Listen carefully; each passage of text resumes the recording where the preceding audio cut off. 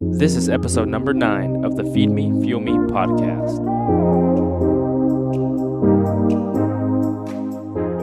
Welcome to the Feed Me, Fuel Me podcast. My name is Jeff Thornton, tech entrepreneur and fitness enthusiast, alongside Michael Anders and Jason Sani. Each week we bring you an inspiring person or message related to our 4 pillars of success: manifestation, business, fitness, and nutrition. Thank you for allowing us to join you on your journey. Now let's get started.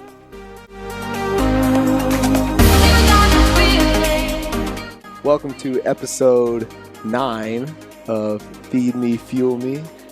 Mike Anders here with my man Jeff Thornton. What up? And how you doing today, man? Good, man. How you doing, brother? Good, bro. Just riding a lot of momentum right now. Taking advantage of a lot of opportunities that are coming my way. So things are good, man. On the business, the family, the training, everything's good, man. That's good, man. I'm glad to hear. Been seeing a lot of hustle, bro. Nonstop. Yeah, it's we were just talking about before we got on the mic, the no sleep team, Mm-hmm. and it's like, I don't think that it's something that you necessarily need to take pride in, because ultimately if you spend enough time without rest, the quality of your efforts is going to decrease exponentially. Mm-hmm. But at the same time, you have to understand that when you're chasing big goals, you're going to be out of balance Mm-hmm. for a little bit. And so there will be some relatively sleepless nights, Mm-hmm. and some longer days, Yeah. which is cool. It's fine.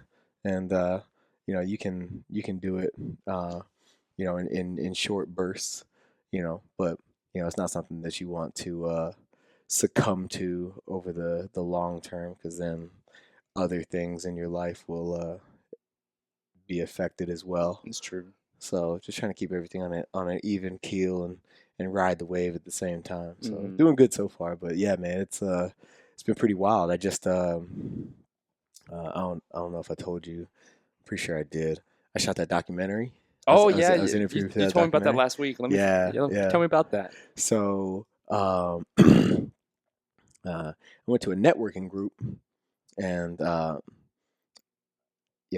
met a lot of people and made some connections, as you tend to do at these networking luncheons. But this particular organization is called the Professional Athletes Chamber of Commerce, Mhm. and the whole purpose of the group is to help professional athletes make a virtually seamless transition to uh, life after sport, Mhm. either via the entrepreneurial route, or just finding a a job that allows them to sustain the same quality of life, or as close to it as possible, Mhm. so that they can you know uh, close that gap from being accountable to practice and meetings and stuff like that on a daily basis, to you know, having another regimented schedule of some sort. Because I think that's where a lot of people who make that transition get lost in the shuffle. Is well, now that football, for example, is over, who am I accountable to now? Mhm. And God forbid get out, get done playing, and decide to you know give it a shot at being your own boss. Mhm. You ain't never done that before, Right. and it's like, uh, when you're accountable to you and only you, that's a whole nother game It's altogether. true. And the reason I found it so interesting, because I had never looked at it like that.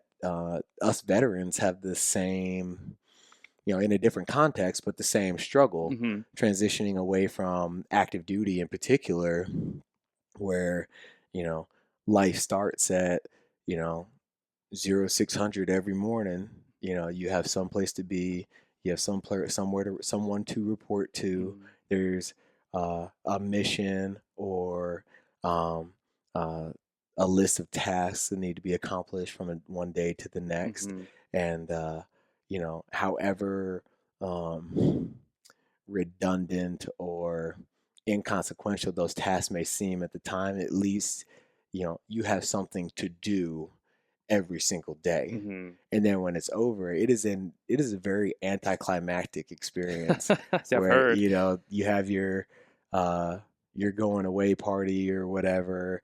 You walk in for your last day of work, and they hand you your DD-214, your discharge papers, and uh, maybe a medal or a plaque or something like that. And then all of a sudden the bass is in your rearview mirror, and the credits don't roll, music doesn't play, Mm-hmm. and so you're just on your way. Right. On to the next one, Yeah, huh? and it's like, I hope you had a plan, figure Right. figure it out, and we'll see what happens after that. That's crazy. And so I thought it was, just extremely interesting that I'm in a room full of all these guys that, you know, perform at such a high level for years and years and years, and then when it's all over, they don't know what to do. Mm. And to make things even worse, they don't have a sustainable network to help facilitate the transition. That's even worse. And we were just talking about, a couple episodes ago, the importance of a quality support system, but there's no emphasis on that. And what ends up happening is it's not the Marine Corps that I miss, it's my Marines. Mm-hmm. When you talk to professional athletes, they don't necessarily miss playing, but they miss the locker room. Yeah. They miss the fellas. They miss the team, and because you've been through so much, you've been in the trenches, and you go through so much hardship, and you have to uh, leave your family for extended periods of time. You spend so much time in the company of these other guys grinding it out. You can't help but bond with these people. And then when your career is over, now you're expected to recreate that somewhere else. Mm-hmm. Good luck. Right. It's tough. It's you really know. tough. And so in any case, as a result of this meeting, and making that connection between veteran and professional athlete, I was uh, asked to interview for this documentary, and I'm super excited for it to come out. It's about the productive side of life after sport, Mm-hmm.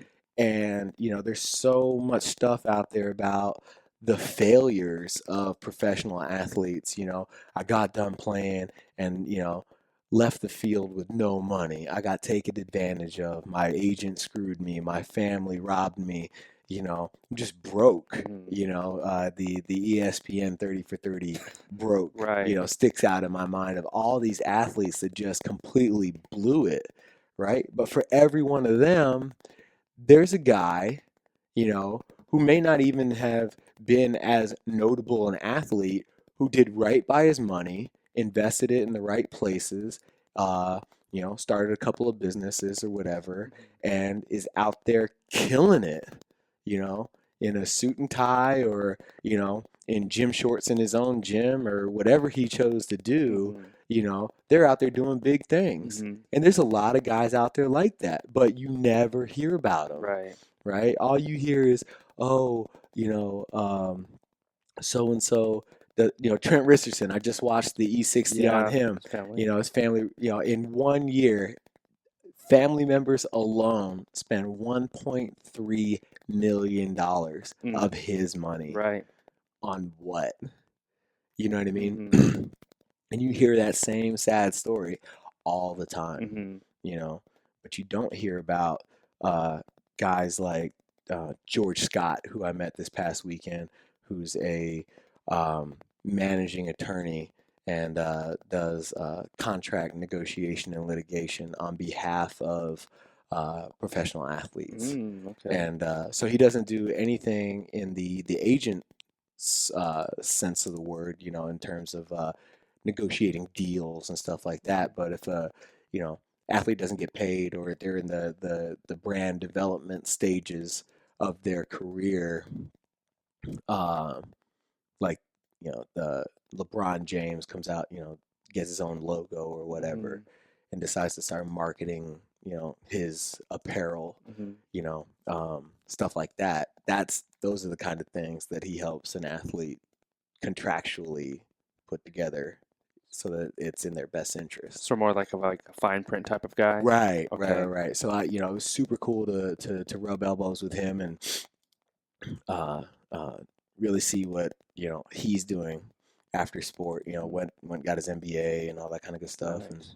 That's crazy. just solid company. Mm-hmm. But yes, as I'm sitting there in this interview, and there's a handful of guys, a couple of Cardinals players, and a couple guys that played for Kansas City, Indianapolis. They're all stacking up in the room behind me, and I get done with the interview, and uh, there's like 4 or 5 guys in the room, and they all start laughing. What's going on? I'm so locked into this interview or whatever. And they tap the 5th guy on the back, and they're like, "Good luck. Go after him. You got to follow that." Yeah. And it was just really cool, and a lot of opportunities are opening up as a result of just this one meeting. That's crazy. And it just goes to show that regardless of whether you're an entrepreneur or not,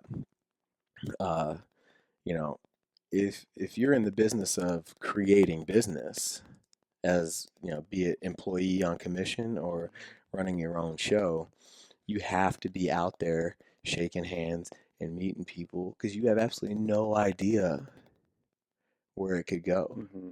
And I got this queue of emails right now of all these people that we're supposed to get together for lunch and stuff like that, and I'm kind of playing the waiting game right now so that I can clear my plate just a little bit to fit all those meetings in. Mm-hmm. But yeah, I mean, you go to, what's your commitment to yourself? 5 seminars a year for 5 seminars a year. continuing education and Yeah. stuff like that.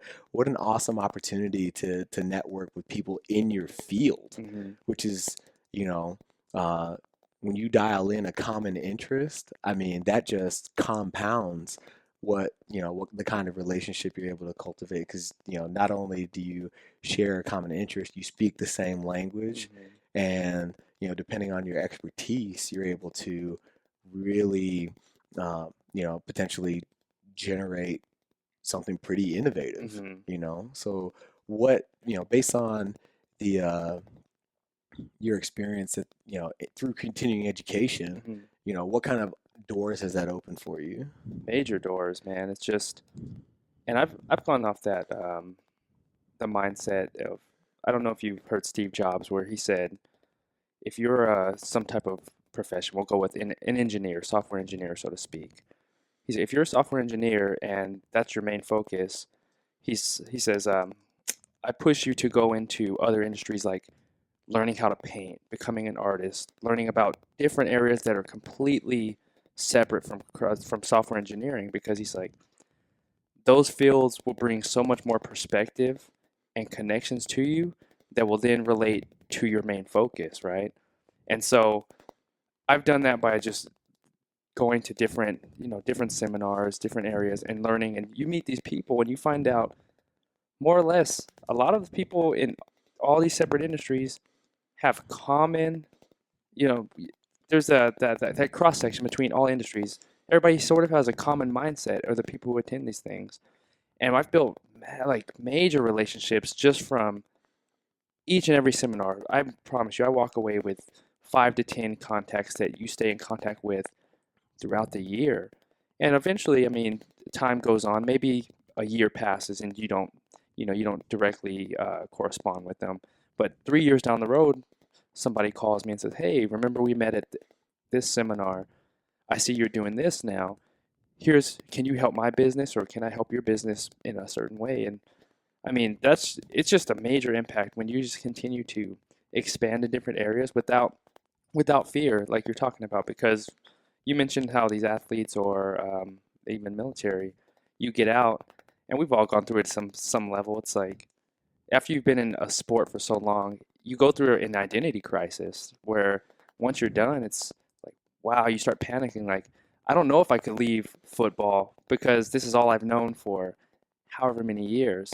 So if you don't set pieces up in place while you're doing what you're currently doing, whether it's working for somebody or working for yourself, if you're working for a company, my suggestion would be that, okay, build your brand outside of that company as well. You may be doing um, selling makeup or whatever, but if your passion is, you know, fitness and makeup, find a way to blend those two industries together to where you may be still working for the man or this company, but on the side, you're still separate. You're making time for yourself and expanding your network even further from there.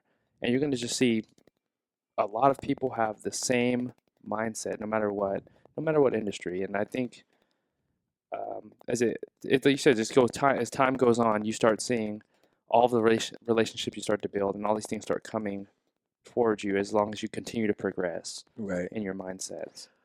It's super interesting that you keep coming back to relationships, and as I've built my business and continue to develop my brand, both as uh, Coach Durs on the inspirational public speaking Hmm. side of the house, and also CrossFit PHX, which is rocking and rolling right now. Um, what you come to find is um, all of it, all of it is built on relationships. Hmm. Uh, the people that I do the most business with day in and day out are people that I know, like, and trust. That's the three-headed dragon right there. A perfect example to tie this concept of networking and relationships together is, for a long time we were uh, going without as far as supplements and in particular ready to drinks, post workout stuff. And if you don't know what that is, we're talking about something like a Kill Cliff or a Fit Aid, Hmm. right? And you go to enough CrossFit competitions, you get to taste everything at everybody's booth. And I would have members coming to me saying, why don't we get Kill Cliff, or why don't we get Fit Aid or whatever. And it's extremely difficult for me as a business owner to bring anything on board that I'm not 100% sure will benefit my members, right? Um, Before I bring anything into the gym, I always, put their best interests at heart, 100%. And um, so I go to a mastermind uh, with I'm in a room full of people with 10 times the experience I have in the business of fitness. And I get the opportunity to meet the creator and owner, CEO of FitAid, Mm. Aaron Hind, who's an amazing dude, awesome personality, super friendly, and also happens to be a doctor of chiropractics. And we sat down, and he just so happens to sponsor Rush Club, where I'm also the head judge. So we made that connection. Um, and after a lot of discussion, he can speak to the formulation of his product, um, you know, ex- extremely intelligently, Mm. from a naturopathic perspective. This is why, we put this in there, and this is why we put that in there, and you're supposed to elicit this, response Mhm. in the body. And you don't get that kind of access without networking, It's true. It's true. and because of those conversations over the course, and many like it over the course of 4 days, I immediately came back to the gym after that mastermind, and now we're on board with FitAid Mm. exclusively and faithfully, That's cool. and I don't see that relationship going anywhere, Right. but CrossFit PHX wouldn't have FitAid if Michael Anders hadn't met Aaron Hind. You know Hmm. what I mean? And that's uh, that's where it all comes together, right? And now, uh, um, we've exchanged personal information, and anytime that we host a uh, a charity event, that's our deal. We're not into the competition circuit of it all. Hmm. There's enough of that going on. But there's a handful of causes that I believe in through and through, And so now, I can just, shoot Aaron a text or whatever, and he's like, "Let me know what you need, and we'll see what we can do." Mm-hmm. But now you have now you have access to the top of the tree. You don't have Mm-hmm. to go through all the middlemen, like most people would have to do. Um, and uh, you can use that to be mutually beneficial for each other. Mm-hmm. Um, and so it's extremely important that you get out there and and network, because you just never know. While you register for that mastermind, for your own motives, you have absolutely no idea that the Aaron Hines of the world are going to be in the same room with you, and you get Mm-hmm. to pick their brain and see what they're all about, and Mm-hmm. see what kind of systems and processes they have in place that make their business successful. And if you can apply those principles to what you're doing Mm-hmm. to, take your stuff to the next level, Right. you have absolutely no idea, Mm-hmm. and if you just, restrict yourself to the confines of your gym or whatever, that collaboration never occurs and you never grow, Right. It's you know? true. And then the thing about when you go into these conferences too, that I've learned it's been extremely helpful is you don't, no matter where you are in life, don't walk in with a chip on your shoulder or nervous of the situation, because there's people there that can honestly just change your life in the matter of one conversation. And you can change their lives in the matter of a conversation, just depending, because everybody is on a different part of their process at that point, or progression in their life. And many times I found is that I like to walk in the room is where I feel like, okay, I have a purpose of, like, I'm going to meet 5 people and I'm going to give them as much energy as I can and deliver my message that can impact them in some way. But I'm also going to walk in as like I'm the dumbest guy in the room too, because I want to be able to, with that mindset, I want to be able to absorb everything that's coming at me, whether the information is relevant or irrelevant to my business.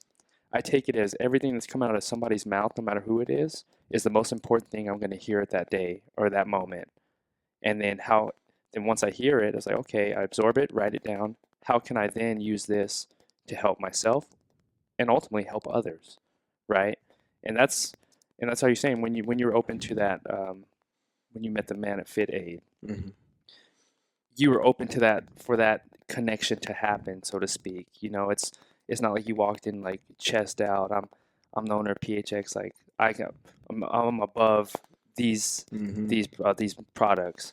You found a middle ground to where, first you found the man. He's like, we like each other as I like the person first. Oh, and then you find out his background and the depth he has in his knowledge. I think, and you built a partnership off of that. Now you're building a friendship besides just business off of that. I think that's just huge, huge when you go to anything, whether it be you walk into a gym or go into the store, just always sort of be aware of your surroundings, no matter what environment. It may not be at a seminar or conference or those type of events that you pay to go to, but it's changing your mindset to be like there's always an opportunity for networking in any situation. You just never know who you're going to run across. Just be sure that you're ready and open for it, because when it hits, it could change your life, Right. you know, and it could change somebody else's life. You just don't know. But when you start thinking, it's a mindset shift. When you start changing your mind to being open and absorbing what's coming at you the moment you walk out of your door, I think your perspective changes on a lot of things, because we all have our own built-in patterns where you just walk out, oh, I'm used to doing things this way.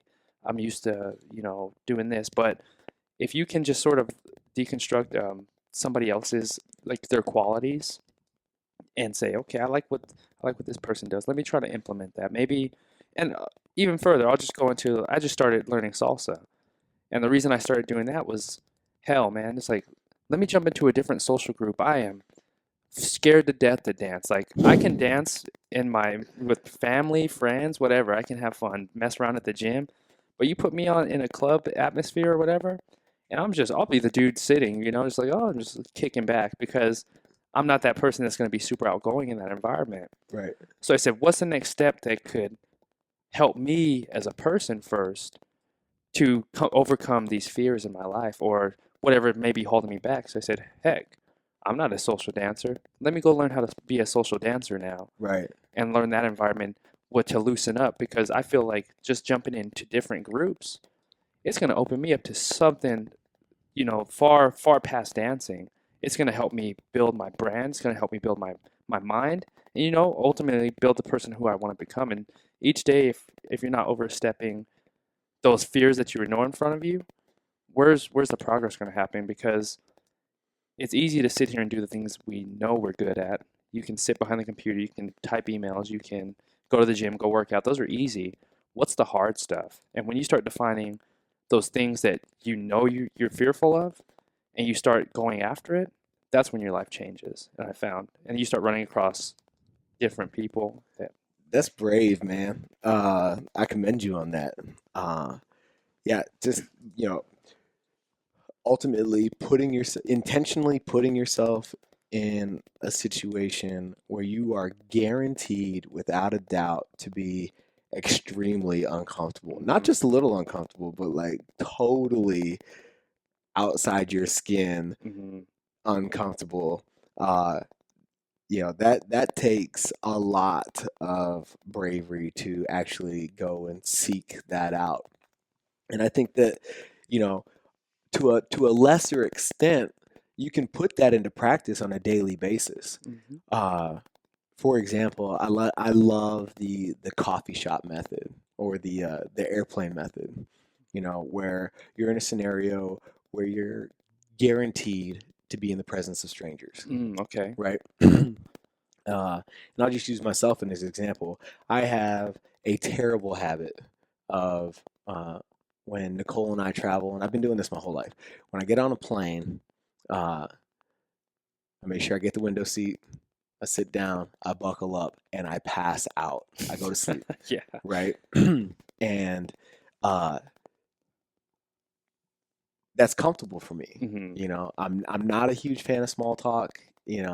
Uh, I spend all day uh, talking with people and networking and uh, stuff like that.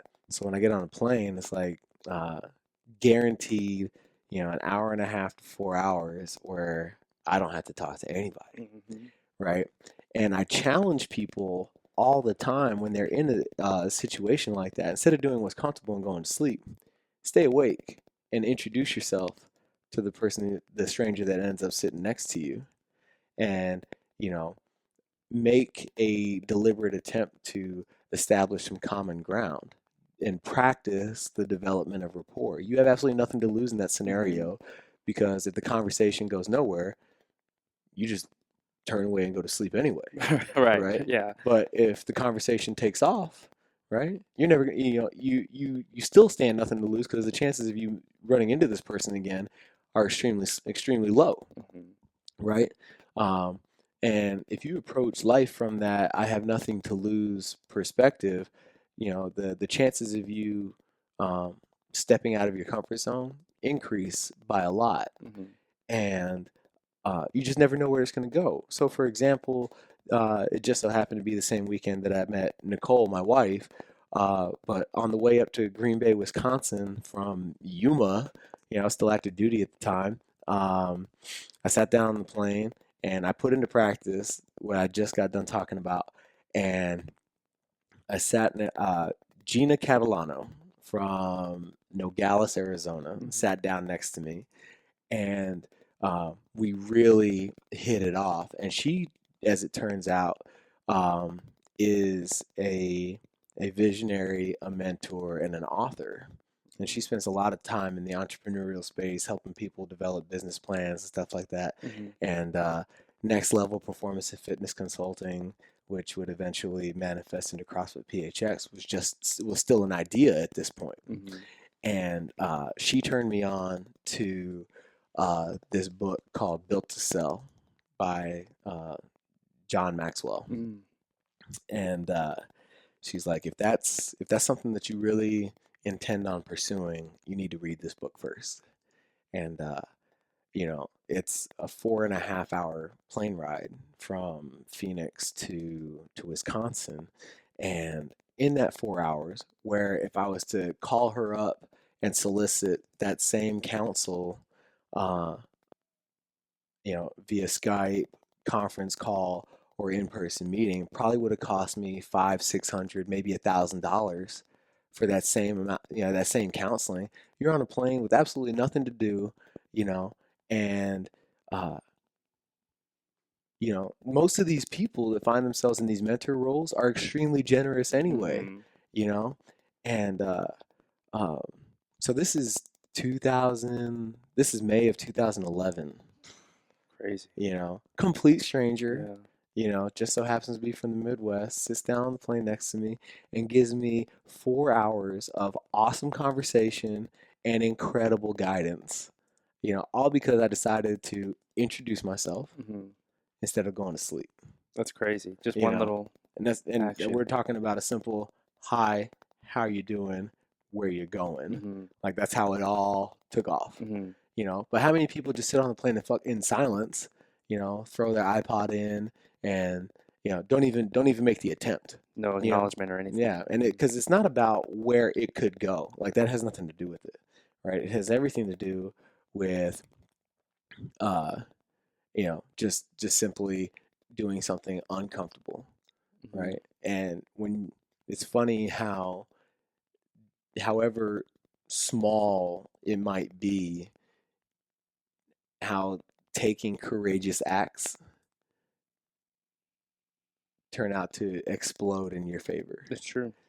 you know. In all aspects of life. Hmm. That's amazing. And just you see just the short turnaround you have from that's why I said it's amazing. 2011 to just now, like 2016 is 5 years. Hmm. And that type of impact that conversation made in, just 5 short years. And that could be anything with anything you're trying to go towards. And I find I like studying social dynamics, real social dynamics. Hmm. So it's just I've been doing it for years. Where in college you look at how can you approach women? Guys are always looking at stuff. How to approach women. But what I find interesting, the fact is not how to approach women as far as like, oh, can we date or can we hook up? I find it interesting to say social dynamics has been helpful. It's like if I can approach as you get older, you get more fearful through age. Like, oh, it's harder to approach women that you don't know, whatever. But if you're able to overcome that fear of approach, that's essentially just selling. If you can learn how to overcome those simple things, approach a woman, which is very fearful for a lot of people, you can apply that same concept to making cold calls in your business, to reaching out to that connection in your corporation if you want to get internally moved up in a position or you continue to network through your jobs. There's a lot of aspects you can take from different areas, and I'd say a lot of people look at like the negativity in things where they'll find something they don't like about a person, so to speak, and they'll focus in on that was the most negative, whatever. But then I push myself instead of looking at the negativity that person has or that message that they're sending. What are some takeaways, some positive takeaways I can have from that person and apply it to my life? Especially with this whole political thing going on. I'm not jumping into the whole politics and stuff. But you can see with the Trump, he spreads a lot of negativity. Mm. But I look past that portion of his negativity and say, okay, he may not be the most successful man in the world or whatever, but what are some principles that I can apply to myself in business to get? Oh, he's pretty successful. Yeah. I mean, as far as like, well, I'm talking about with crashing You're right. businesses and Sure, stuff sure, like sure. that. He's a very successful man. But when it comes to like how he was able to put himself in a position to be where he is now. Right. If you can sort of dissect what he did to get to where he is, even in this campaign, Yeah. and apply it to your life and your personal brand, Mm-hmm. take those positive traits Right. and figure out what that is and apply it to yourself. Yeah. And look past all the other bull crap Right. that's being spout out. Sure. You know what I mean? Right. And in any aspect in life, I'd say find that positive quality, and no Mhm. matter what the situation is, even if it's hardship, you're low on money, either you're going through a rough time, you break up, or whatever it may be. Mm-hmm. Find that silver lining of Yep. positivity, and then go from there. Because the more you start dwelling on negativity, Mm-hmm. the more you close down and you're not open to those situations of meeting that person on the plane, potentially meeting your wife or whatever it may be. And I think that's some advice that I would say it's helped me, because it's easy to fall into the trap of negativity and self-doubt, and that's the easy thing to do. And it's funny that you bring up Donald Trump, because like you said, so many people are focused on his political message. There's a story that I read about him a while back, as I was entertaining the idea of diving into business for myself. And him and his daughter were walking through the plaza of Trump Tower. And just outside, there's a homeless guy panhandling for money. And his daughter, she was definitely younger than 10 years old at the time. She looks up at the Donald, and she says, "Dad, why do you let him sit there and beg for money outside on your doorstep?" And if you know anything about Donald Trump, you know that he's gone through bankruptcy a number of times, and is still one of the major players in commercial real estate in 2016. But at that point in time, he stops his daughter, kneels down, and looks her dead in the eye, and he's like, "I want you to understand something right here, right now. While we're out here trying to keep up with the Joneses, in that man's little tin cup, he's got more money than I do right now. So don't ever look down on somebody, because you just don't know what the situation is really like." But the silver lining in that story is perseverance. You're talking about a guy who went through bankruptcy, now he's running for president. But you want to talk about stretching your comfort zone, that's it right there. That's the definition. How overstretched can you be after that? Right. So the long story short for today's show is get out there and meet people, and don't approach networking. I think networking can have such a negative tone, because I think the perception can be what you're out there looking for, what people can do for you. When I look at networking as the cultivation of relationships. I want to meet you. I want to know what you're about. I want to know what you got going on. I want to know what your goals are. And ultimately, if I know someone, or I provide a service that can assist you in taking your life somehow, some way to the next level, I want to play a supporting role in your life in a very positive manner. And I make a very deliberate attempt to approach networking that way. And that becomes a very reciprocal relationship, in that the people that I meet tend to be extremely genuine in the fact that they want to see the same for me as I do for them. And it's very very in line with the laws of attraction, in that like attracts like. And if that's the way you approach networking, those that network with you will approach it the same way. I agree. I completely agree with that. So 100%. Take that for what it's worth. We really hope that you enjoyed the show.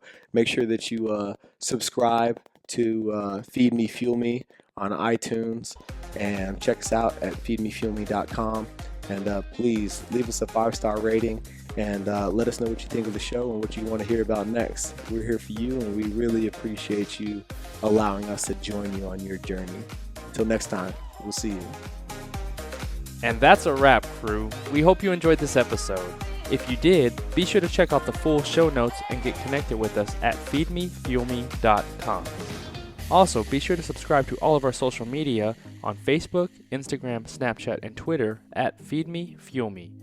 We're looking forward to connecting with each and every one of you. And if you found this episode inspiring in any way, please rate, comment, and subscribe so we can continue on this journey together. Also, share it with your friends on Facebook, Instagram, Snapchat, and Twitter, or any other social platforms that you use. We really appreciate you spending your time with us today and allowing us to join you on your journey. We would love to hear your feedback on this episode and topics for future episodes as well. To end this episode, we would like to leave you with a positive quote by Keith Ferrazzi. The currency of real networking is not greed, but generosity. Thank you again, and we will catch you on the next episode.